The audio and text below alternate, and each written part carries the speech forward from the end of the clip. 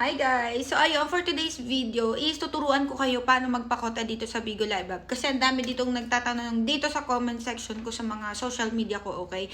Una guys is dapat po nagpapakota kayo sa oras. Kasi kailangan po dito magpakota ng 40 hours. Madali lang naman yun.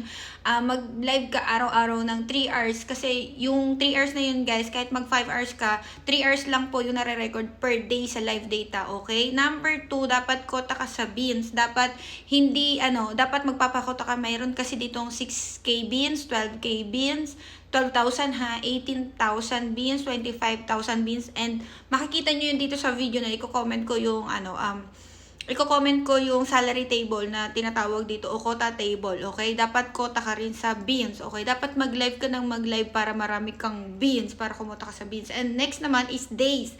Dapat nagpapakota ka rin sa days or araw. Dapat 15 days siya, hindi siya pwedeng